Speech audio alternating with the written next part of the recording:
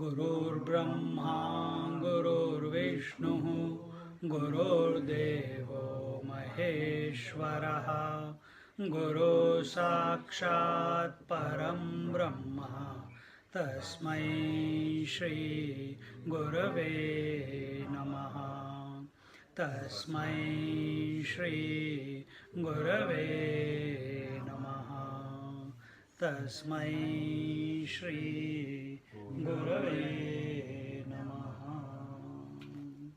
We are in Panchadashi, chapter 12, verse number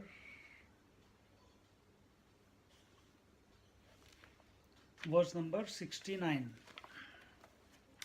Last week we saw how the words, the statement by the teacher that whatever is dear to you will bring pain to you.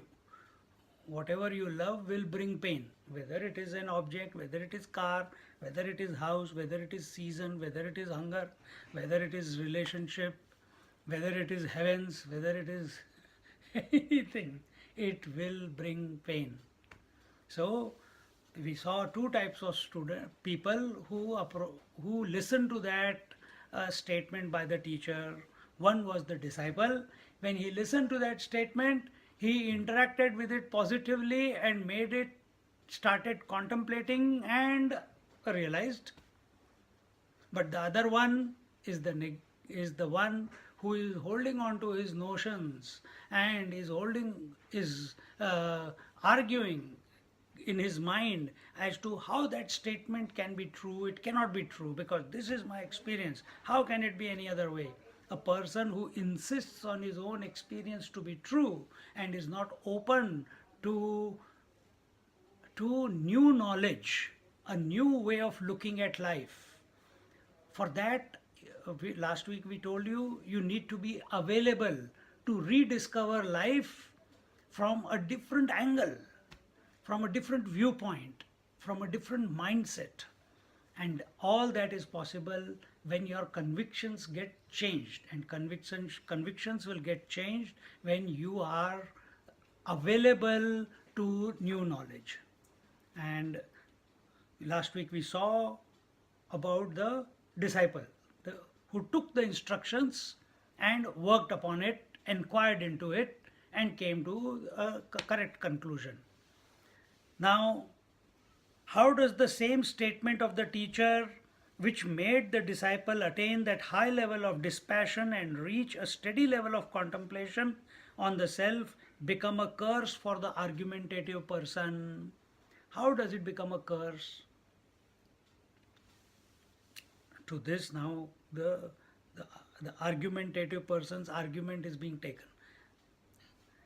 Agrahat Brahma Vidveshad, Agrahat Brahma Vidveshad, Api Pakshamamunchatah, Api Pakshamamunchatah, Vadino Naraka Prokto, Vadino Naraka Prokto, Doshascha Bahuyonishu, Doshascha Bahuyonishu. The opponent, because of his insistence and hatred for the man of wisdom, is unable to give up his own standpoint that the sun, etc., are supremely dear. He therefore either enters hell or goes through many lives, and thus the shortcomings which were said by the wise man, that your son, etc., will make you cry, comes to be true as a curse. Now here the discussion is about the person who is having a defensive attitude towards the teacher. Not only the teacher, but also what the scriptures are saying. page 1304. No, 1504. So what is agrahat? Agraha means insistence. Means insistence. Another word for it is, when you take the extreme case, it is called duragraha. Agraha, duragraha. Agraha is insistence. Duragraha means obsessive insistence. My way or the highway. That is obsessive insistence. That what I say, what I am, what my experience is the only truth. My way of looking at life is the only way of looking. It is the right way of looking. Such persons are argumentative. They will never be available to the higher knowledge, because they have already made up a conclusion, come to a conclusion in their mind. And what is that conclusion? What is their approach to life? What is their approach to knowledge? What is their approach to the teacher? Now these are the points that are given. Because of this insistence, he holds on to wrong priorities and identities to be true. First point. So what is the priority and identity? See, the problem is he takes the secondary self. What is the secondary self? The father, mother, daughter, sister that he is or she is. He takes that personality to be the Mukhyatma. He gives it the priority. What is he giving the priority to? Not to his personality, but to the people and the objects outside. They are his priorities. Self is not his priority. And because he's giving priority to the objects and people outside, the identity that expresses out of him on account of those becomes the primary. He takes it to be the primary one. Actually speaking, the primary one is the witness, isn't it? But he misunderstands. He thinks it is most important. Second point. He is also very adamant about his ideas. He is not flexible. He is not fluid. He is not ready to change. Because what is their data? Their data is their past experiences. I have lived my life. This is my experience of the world is. This is how I have seen it. This is how people have done wrong to me. This is how people have taken me for a ride. This is how the temples have looted me or churches have looted me. This is how gurus have done this to me.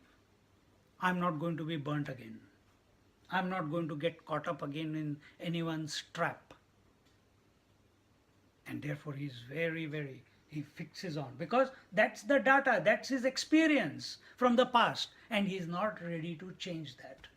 Even if the true teacher, a good teacher comes in front of him and gives him, they're always suspicious. It's not, yeah. And therefore, this agraha, this insistence, such people continue to move around in the world looking for people who have similar attitudes with them, have similar ideas. They also take the secondary self to be the primary self. So they are continuously seeking sympathy. You know how this comes about in life? If you are talking about your car and I will also talk about, you're talking about your car, or you talk about your accident, I will also talk about my accident. You talk about one particular bank, I'll give you my experience of my bank. This is how we sympathize with each other. And this is the trap. You talk about your child, the other mother will start talking about her child, even if that child is 50 years old. Competition, not competition, culture. Not culture. It is being sympathetic And that sympathetic, that sympathy is keeping them in the loop of insisting that this secondary personality of the son, being the son, or being the mother, or being the grandmother, or being the wife, or being the husband, this is the real personality. I'm the owner of the car. That owner of the car, I have a Jaguar, I have a Mercedes. I am cut above the others. I am a bit higher up in the society. That personality is getting fed. This is how we get caught up in that trap. And such people keep looking for sympathy from the people to those who confirm that their idea, that their priorities are the correct one. See? Then the third one. The third one was this. And the fourth one is when the objects with which one has become identified with are no more present, it leads to bitterness. Then if that person, if the car goes away in an accident, it leads to, it's not my fault, it's always someone else's fault. If the wife leaves me or the husband leaves me, it is not my fault, it is that fellow's fault. If there is a thief, it's not my fault, I left the door open. No, it's the thief's fault. How did he enter? If you get retrenched, it is not my performance which was which should be looked at. Why did the boss retrench me? He is the mean one. Always blaming someone else, never taking responsibility. So this is not told to tell that you are falling in this category, anyone particularly, but it is there so that we can reflect in our life about ourselves. Are we falling into the trap of being the secondary self? Are we falling into the trap of being the primary self, individual self, or are we remaining as a witness? So, leads to bitterness. Fifth point, it strengthens our conditionings and exposes us to all the trials and tribulations of life. See, life is a continuous flow of action, reaction, action, reaction, action, reaction. Correct? You cannot have only action, action and no reaction. You cannot have only reaction, reaction and no action. Cause and effect, cause and effect, cause and effect. When you are Mukhyatma, when you are the witnessing self, you step aside from this continuous loop of cause and effect. You are neutral. The mind is going on, but you are neutral. But if you take a position of secondary self or the individual self, with the Mithyatma, identified to the body, breath, mind, intellect, then whatever your insistence is upon, if your insistence is upon the world is like this, the world is crooked, and you make a statement, just like that dog's tail can never become straight, no person in this world is straight, and that will become your reality. And everywhere you go, there will be friction. You are ready to fight with every damn person that comes into your life. And you have come across people like that. We have one living here. Always on a war front. Never at peace with anyone. It's not because with anyone, it's because of the thoughts. Where is their attention? See? And therefore, it strengthens our conditioning. Conditioning means what? It strengthens our conditioning as a secondary self. Our conditioning is, because of that girl, I am the husband, therefore she is my wife. This is the primary definition of mine. This is the primary responsibility of mine. And as a result,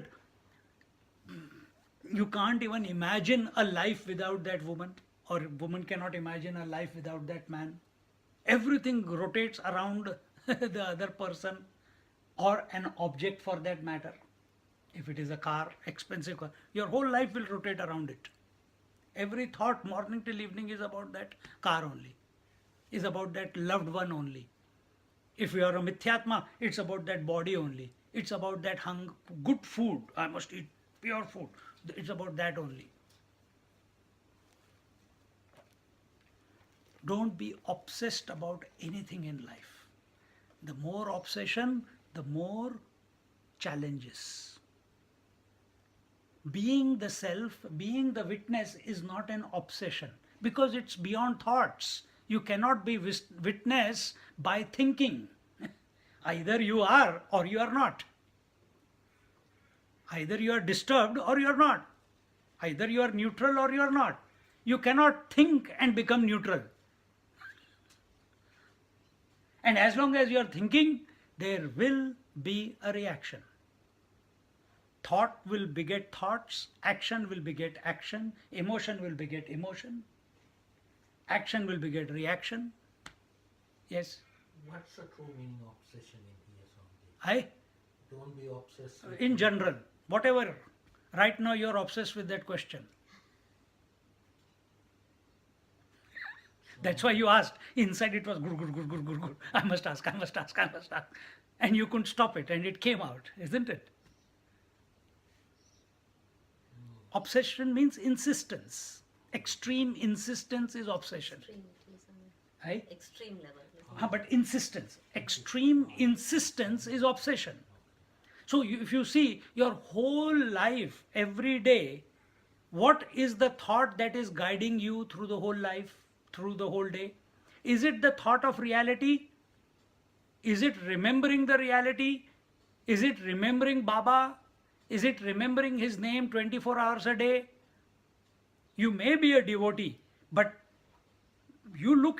each one must look into themselves, that is it the body which is demanding actions out of us for survival, for income, for good food, for good clothes, for good bed, for good house?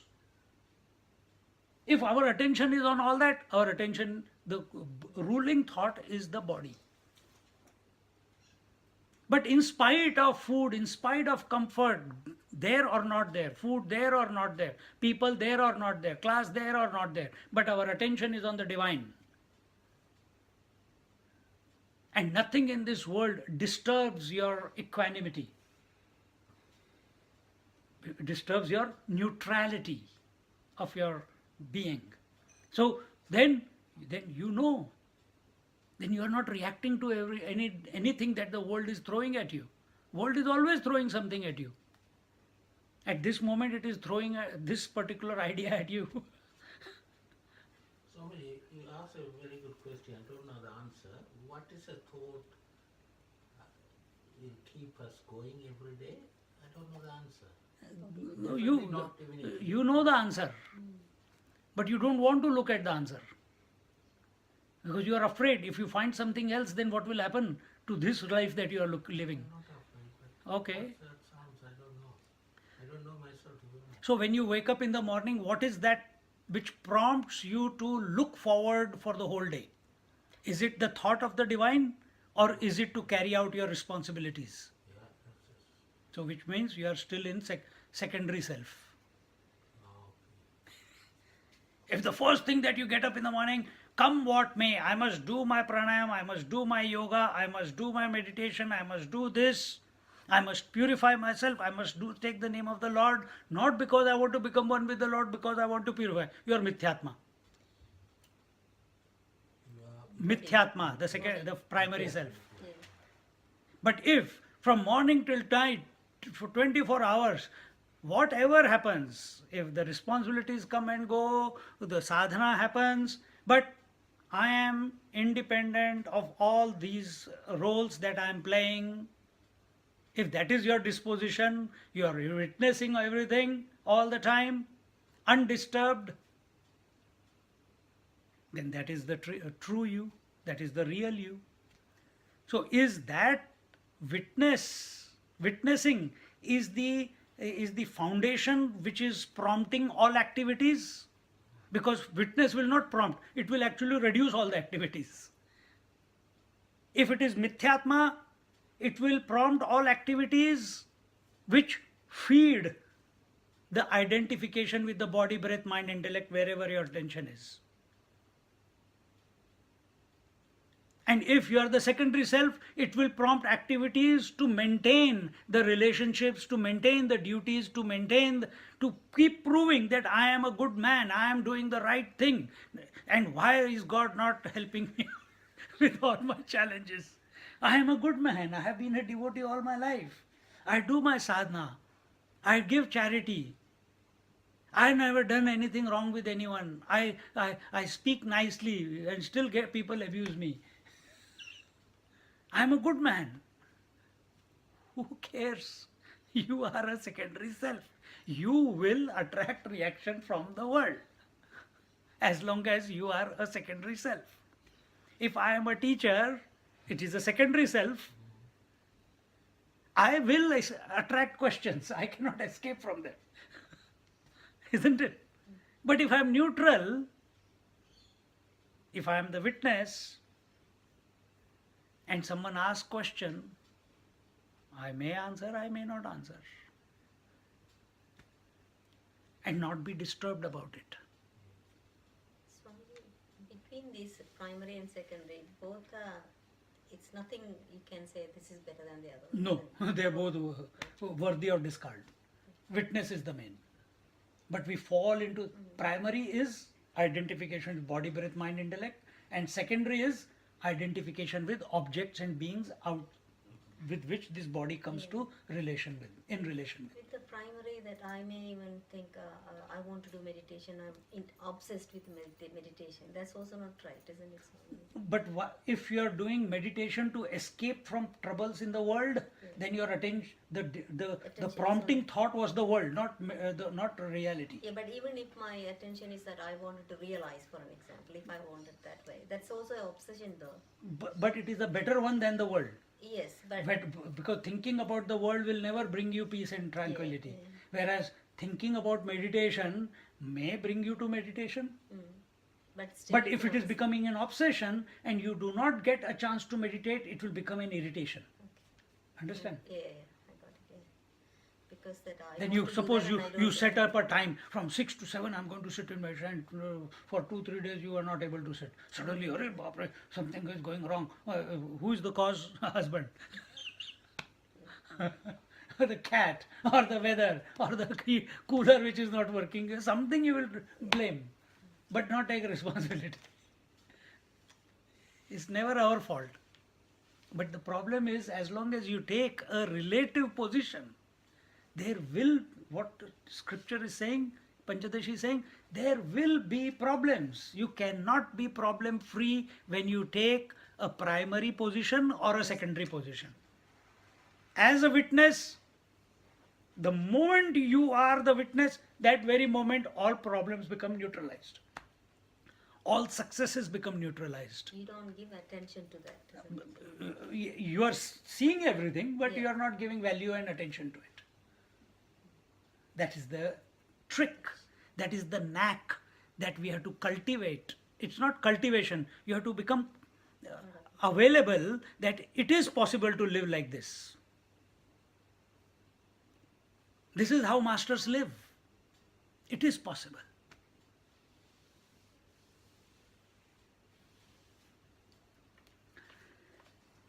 Then, sixth point, it makes an individual a prativadi, an argumentative person.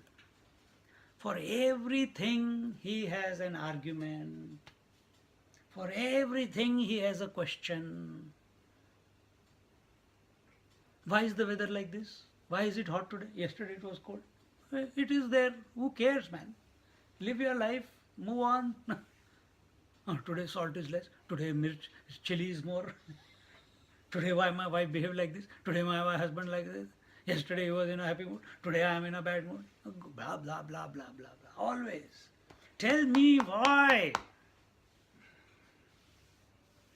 See, someone went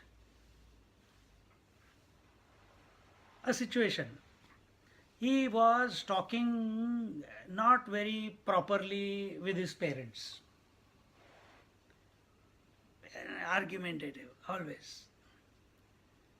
And thinking that he is doing the right thing and the parents are doing the wrong thing. And he went to work.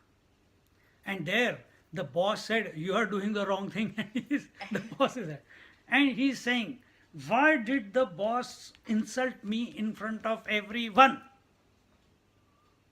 And he insults the parents at home, almost comes drunk or whatever, or somewhere youth,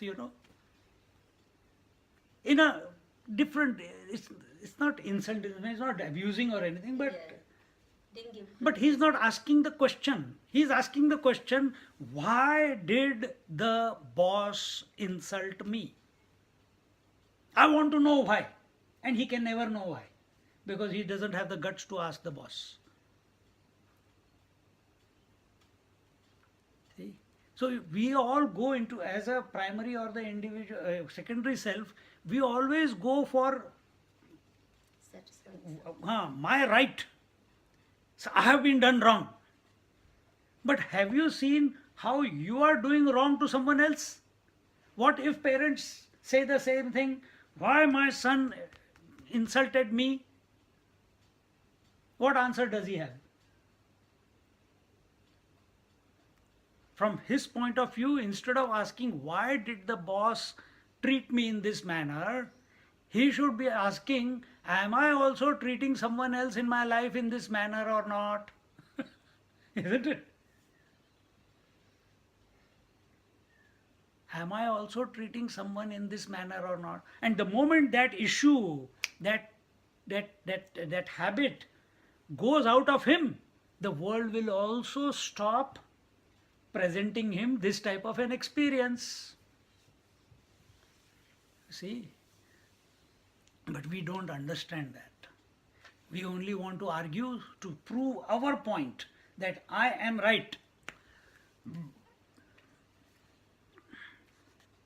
Who is refusing to change or drop his own opinion in the light of wisdom and proper enquiry. Therefore, such a person will not be able to understand what the teacher meant when he said, "What you love most dearly will make you cry." See?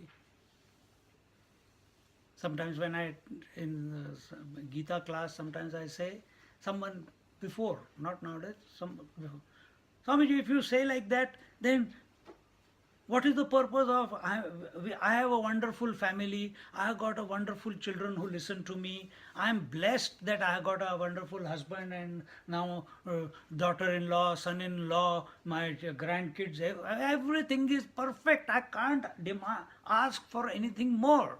You want me to say that all this which is so beautiful is all not real? Very difficult, isn't it? And they will argue that their experience is true.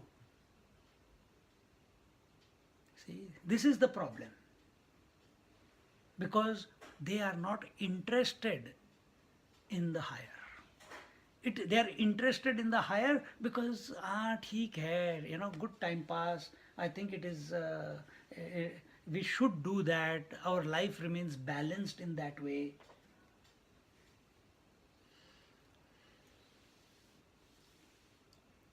Brahmavid dveshat. The second word that they used here was agrahat, we saw, and the second word is Brahmavid dveshat. They have hatred, dislike, disrespect, irreverence towards the men of wisdom. Towards the men of wisdom. Whatever they say, he's talking from the top of his hat, Yeah, become sannyasi because he has got nothing to do and then telling us what to do. Such people talk like that. The man of wisdom will accept them like he accepts everyone else. He has got no issues with anyone. He didn't ask you to come. You are going to that person, isn't it? Are you going there to check him out? You see?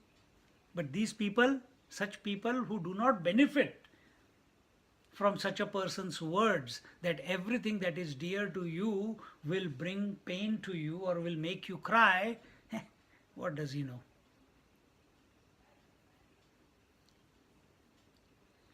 He cannot stand saints and sages, their lifestyle and their teaching, either because of prejudice or because they represent a view of life that is contrary to his insistence. And his insistence is the way I am living at this moment as this body, mind, intellect, this is the real me, or the husband me, or the brother me, or the father me, or the various roles that he plays, those are the real ones. And he keeps insistence, he keeps bringing points to prove that those roles of Gaunatma, or that role of individuality as Mithyatma, they are the real ones.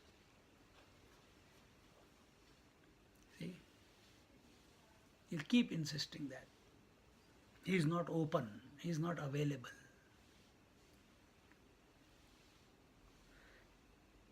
The third characteristic of the individual is that he is biased towards only one point of view and resists any influence that might change it. He'll keep talking about the same point again and again and again and again. I still come across people, I've been living here 30 years, still get people, the question that they asked me in 1998, this is 2016, they very sincerely they come and they ask me the same question, thinking that they are asking it to me the first time in their life. And they do the same thing with every teacher. They'll call you for bhiksha, they'll call you for food, and then you have to pay the price. And the price is, you have to cut. But they don't want to be convinced. It has become a pastime for them. It has become because of that insistence that this is the way, they're just stuck there.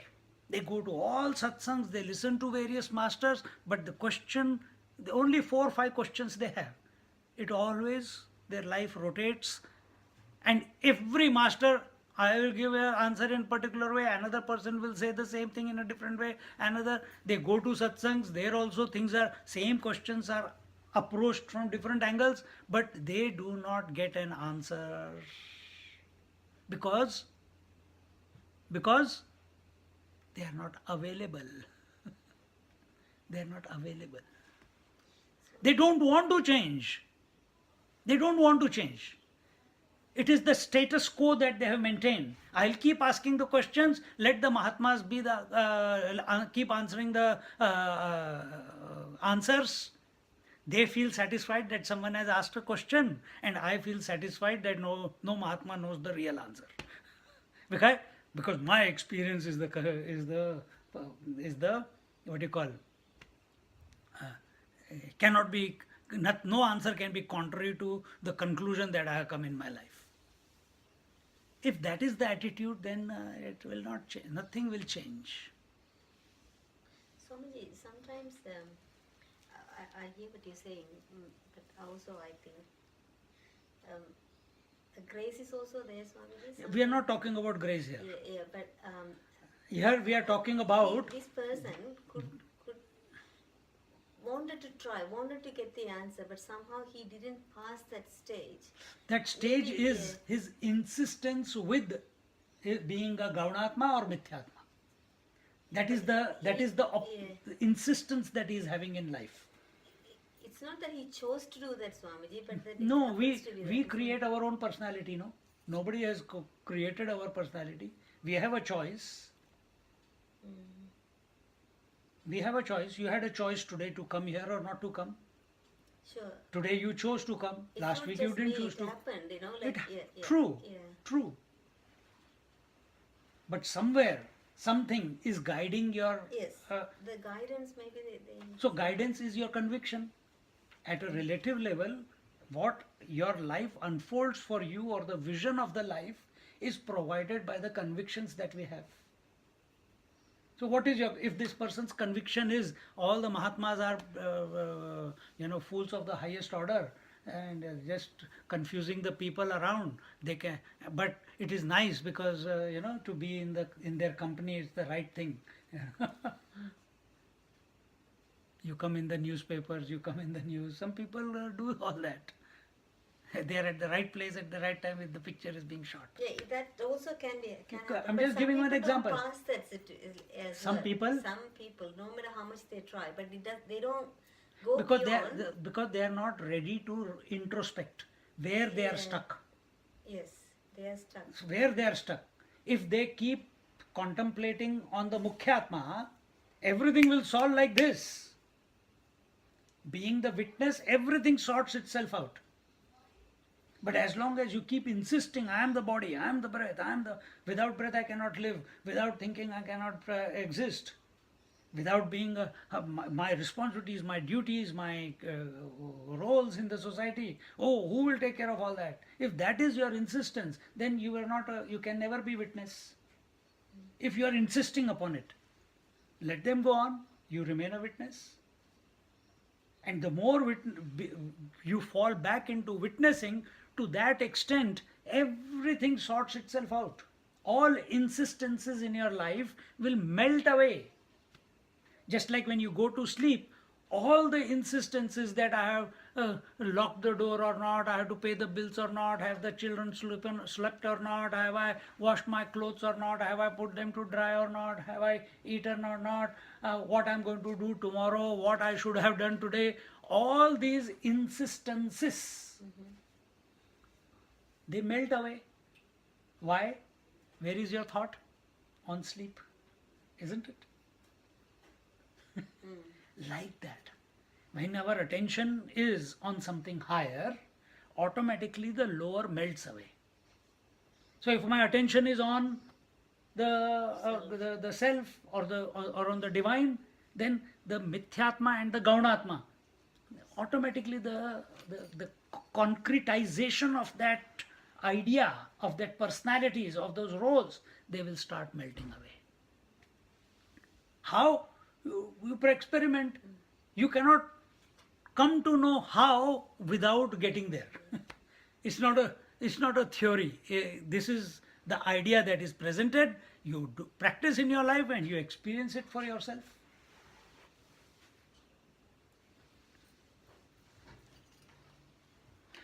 Because of these three problems of misplaced identity, hatred of men of wisdom and their philosophy, and bias of such a degree that one shuts the door to one's own spiritual progress, this individual becomes vulnerable to the teacher's curse. This person becomes vulnerable to the teacher's curse. Now the question will come, can a teacher curse? Can a man of wisdom curse anyone? Now that will be answered in the next verse. The curse takes two forms. One is, these argumentative persons suffer in hell according to the popular belief. And the second, they go through many lives. They keep taking birth and rebirth and rebirth and rebirth. Sometimes in human form, sometimes in lower forms. There is no end to suffering for them. We think taking birth is an opportunity. Opportunity for what? Not for drinking, and enjoying and being licentious in life. It's an opportunity, a window, so that we can come to realize our essential nature. But these people have got the opportunity, but they are not ready to recognize themselves. So they keep going into the loop of birth, rebirth, birth, rebirth, birth, rebirth.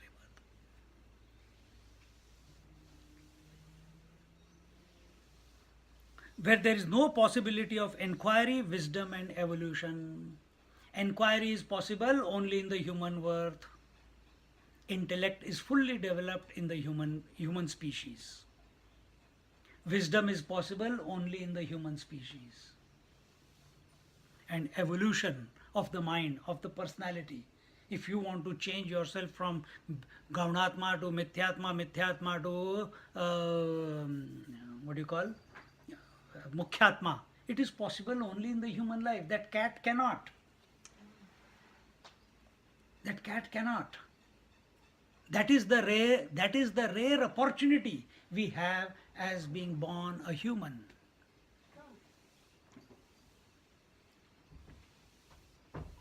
Now the obvious question, will a Brahmavit, will a man of wisdom curse anyone? No. We accept that. But it's a question to be answered. Because when they said that the word of the Mahatma, man of wisdom was, whatever is dear to you will make you cry, one person took it in the right spirit and came to the right conclusion, but that same statement became a curse to the other one, and he went away having negative thoughts about the master and thinking, I don't know where they come from and all that. So it has become a curse. And what is that curse? Misunderstanding. No, remaining in the loop of birth, rebirth, or going to hell. Did the master say, may you go to hell? To the unbeliever, non-believer? He didn't say that. That fellow brought it upon himself. Now that is explained here. Brahmavid Brahmarupatvad, Brahmavid Brahmarupatvad, Ishwarastena varnitam, Ishwarastena varnitam, Yadyat tathaiva syat, Yadyat tathaiva syat, tat shishya vadinoho, tat shishya prativadinoho. The knower of the self, being of the nature of Brahman, is capable enough to bless or curse. Therefore, whatever is said by him to the disciple or the opponent, the same good or bad shall happen to them. There is no doubt about it. Meaning, they are given it in a different way. A Brahmavit person, a man of wisdom, what is his disposition? He is one with the reality, isn't it? In the reality, everything is possible. In reality, everything is possible. Good as well as bad, hunger as well as thirst, right? Think about it. In the total waters, the destructive waves and the gentle waves, both are possible. Whirlpools are also possible, and very gentle flow of water is also possible in the waters of the river, isn't it? If you get caught up in the whirlpool, you will die. In rest of the water, you will reach the shores. So, is water to be blamed for having a whirlpool? Why did you choose that? Why did you go there? That is the nature. What is the nature? Water is being water. Water is being water. So a man of wisdom is being man of wisdom. He is not wishing anything on anyone. He is not saying, may you be blessed. He is not saying, may you be cursed. You stand in front of a mirror. Mirror is not saying, you look beautiful and you look ugly today. You say that to yourself. You go with a smile, I like, and you get up in the morning, oh my God, what happened? Why am I looking like this? Did the mirror make you say that way? No, mirror is just like, it is neutral. Man of wisdom is neutral. Whoever comes in front of him with the attitude of the student, he will benefit from that man of wisdom. If you come with the negative attitude, it will be reciprocated, because mirror doesn't hold anything. What is the quality of mirror? No, more than that. What I keep saying many times. No absorption. Accepting everything, Rejection. rejecting nothing, retaining nothing. Man of wisdom is like that. accepting everyone, rejecting no one, and Retaining. retaining no one. So when a person goes to Baba, Baba doesn't say that I am going to heal. Two blind people go, one gets healed, the other doesn't get healed. Why? With what attitude they approach with what frame of mind they approach the teacher, the master. See? If you keep going around in the world saying, this is not possible, that is not possible, this is not possible, that is not possible, life is very difficult, life is very difficult, life is very difficult, oh, this is a problem, I think there is discrimination, I think there is this, there. Then you will keep attracting those type of experiences in your life. See? But if you remain positive, you will attract that type of. If you remain neutral, does not matter. Because remaining neutral means your attention is not on the world, your attention is on the higher. And this life which we have got, which needs to, whatever needs to express through this life, it will start expressing because you are not available. The mind will try to empty. Vacuum abhors emptiness. Then what will come in that mind? Whatever is in the subconscious, everything will start pouring out. You remain neutral. Very soon the mind becomes empty. See?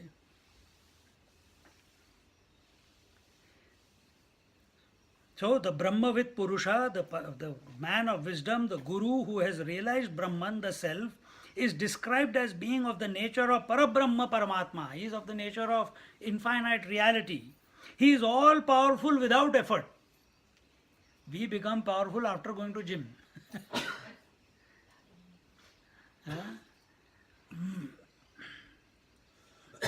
We become powerful because of our speech. We become powerful because of our attitude. We become powerful because of our connections. We become powerful because of our network of people. We become powerful because, we have gained that status in society. If I call someone, that person will do something for me. I know, no problem. That feeling that, I can command people. But for all that, you have put so much efforts over your life to bring yourself to that position of power, position of control, position of reverence, position of whatever. Those people who do it that way. But who is a man of wisdom who had given zero value to the world? His attention was only on the truth, and he becomes a force to reckon with. Nobody can go past him. Nobody can influence him. Nobody can bend him. He becomes an almighty power just because who he is. He is that mighty power. Not because of something, not because of someone, not because of thinking, but it is his nature. He has come to realize that. So, effort is only in the mind. He has gone beyond the mind. So, he is effortlessly powerful. This is what the connotation of that statement is. He is all powerful without effort. All the divine powers are fully manifest in him. Because of that power, whatever such a manner master says comes true without his intending it to be either a blessing or a curse. A man of wisdom does not say anything with a reason. Not because it's spontaneous. It's spontaneous. The other day I went to someone's house and I was struggling to find one particular attachment. And I went to his house and straight away I started looking at his, because the thought came when I went to his house, the thought came, I must send that attachment to him to read. Why, I don't know. There's no reason, there's no because of this or because, no, just the feeling was so strong. And after 10 minutes of finding in where in WhatsApp, where that message was, I took it out and I sent it to him, and then we had food and we went away. Next day he says, Swamiji, how did you know? Oh, what did I know? No, what you sent is exactly what I needed to hear. But why? There's no reason. See? Once Swami Anandaji, he told us when we were studying with him that he went and just, when someone comes, you put your arm around, sometimes with the children you touch their head or someone. Oh, he went and he caught him by his neck. And he shook him. Why he did it, he doesn't know. He never touches there. Next day his pain went away. He says, Swamiji, how did you know that I had pain in the neck and you touched me and shook me there? He says, did I do that? I don't know. You don't do it consciously.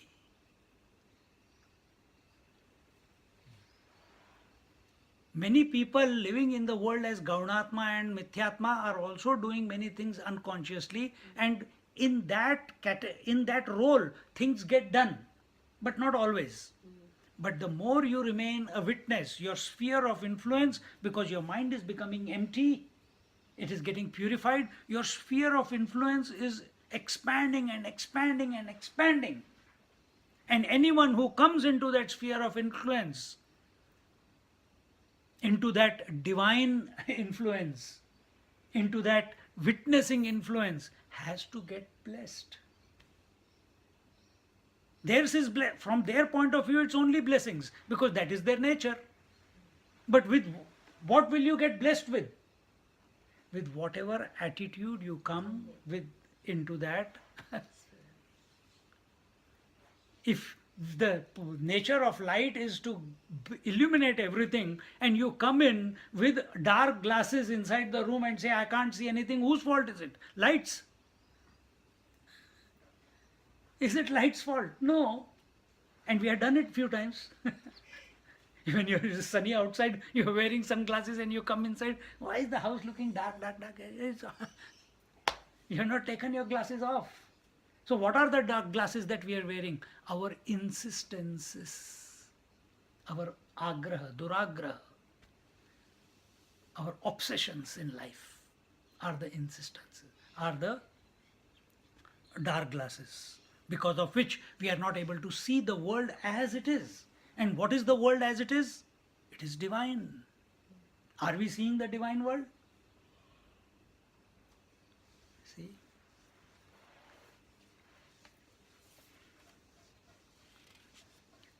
So the man of wisdom does not wish whatever he says to be a blessing or a curse. He doesn't want to get into blessing and curse.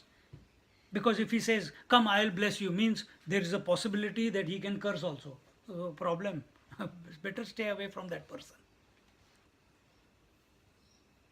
Don't take ownership. Such a man does not take ownership of blessing or curse. He just says, he is living his life, every moment merged in the divine, as the divine. See? His attention is not on the world. These words, casually said, turn out to be a blessing for the disciple who takes those words seriously, reflects on them and understands, and a curse for the argumentative person who only insists on his own point of view and refuses to understand. Therefore they become curse. Not that the man of wisdom wants to curse him. No, he doesn't want to curse. He does not do anything like that. He is telling a statement of fact out of his wisdom, that whatever is dear to you will be a source of your crying, will become a cause for you to cry up, will give you pain in life. So you take heed on that statement of the wise man, or like the disciple, or you argue about it. Now it is stated that he who accepts the Sakshi as Mukhyatma, through his sadhana, realizes that this Atman is immune to modification. Where is the modification possible?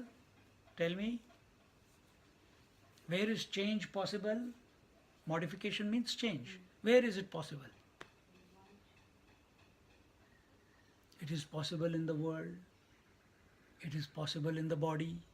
Body is changing. Breath is changing. Modifying continuously, in breath, out breath. Emotions are changing. And thoughts are changing, isn't it? And what is this Mukhyatma, this Sakshi? It is unchanging. So this Mukhyatma, being a Sakshi, is not in the realm of the mind. It is not a mental experience. It is beyond the mental experience. It is transcendental experience. It is an experience-less experience. So keeping that in mind, that this what I am seeking is beyond, right now I am seeking it, I am still in my mind. That means I have not reached it yet. But it is important to think in that way at the moment. Because if I don't think about the Mukhyatma, then I'll think about the world. Or I'll think about the body. So keep fine-tuning, keep fine-tuning, keep fine-tuning, keep directing all your thoughts, all your emotions, all your feelings, all your attitudes towards the divine, towards the divine. See that every thought that is appearing in the mind is because of that Mukhyatma. Because if that Mukhyatma was not there, the thought cannot appear. Why am I thinking about Mukhyatma as Mukhyatma? Mukhyatma is also a word in my mind. Who is really seeing? I am only watching that the thoughts are coming and going. Then why am I calling myself Mukhyatma when I am already? At that moment it will all stop. At that moment you will go beyond the mind. In that split of a second. This is happening many times during the day. Thousands of times it is happening. But you will become directly, you will be able to perceive it. Directly you will be able to perceive it. You will be with it as it.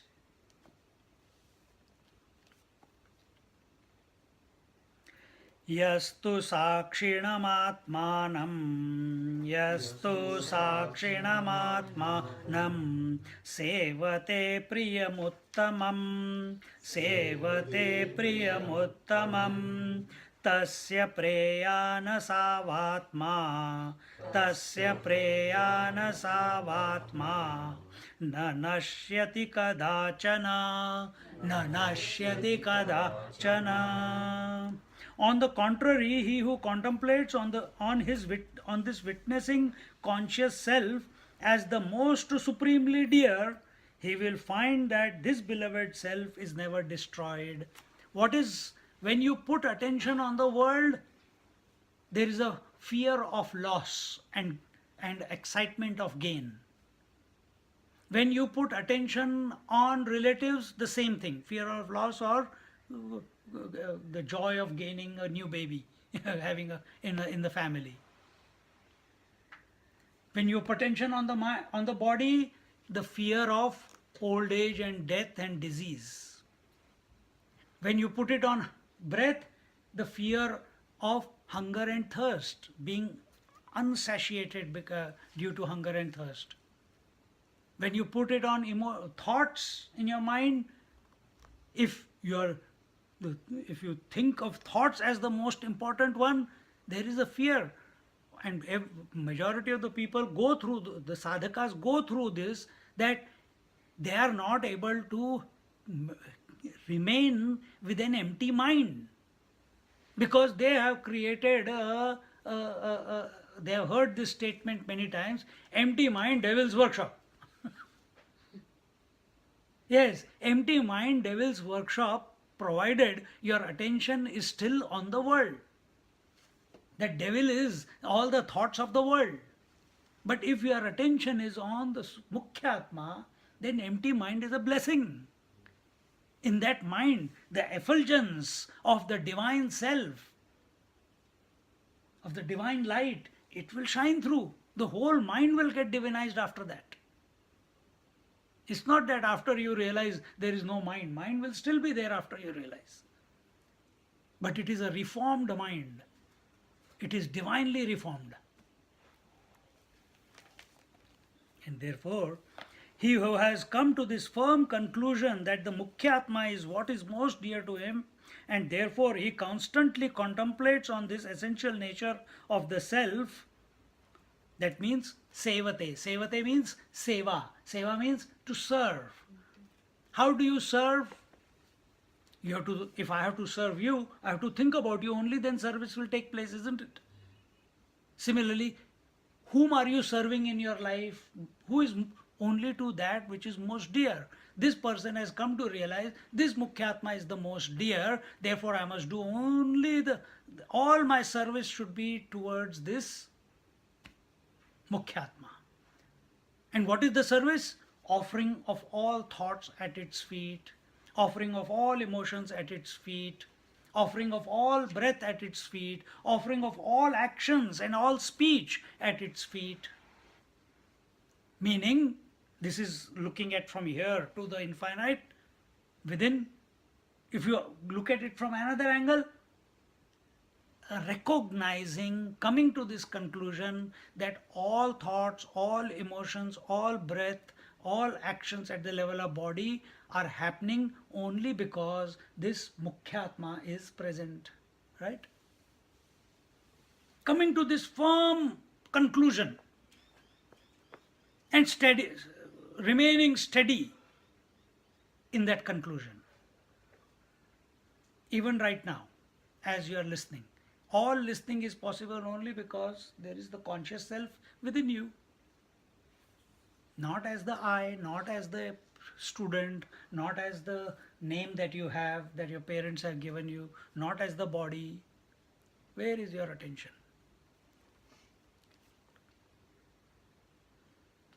This being the real Atma, supremely dear, there is no possibility of its destruction.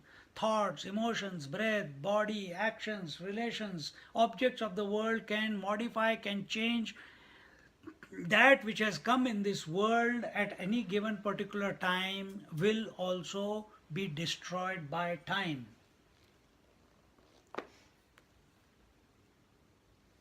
But when your attention is on this Mukhyatma, on this witnessing consciousness, it is come to recognize it is the indestructible principle.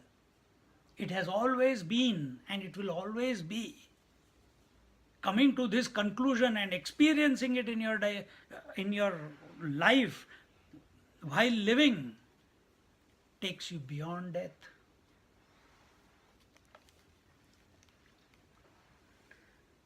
Because all the other Atmas, viz. The Gaunatma and Mithyatma, are vulnerable to destruction.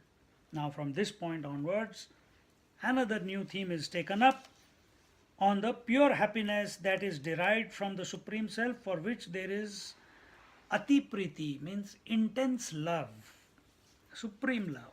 And what is that? That we will see in our next class.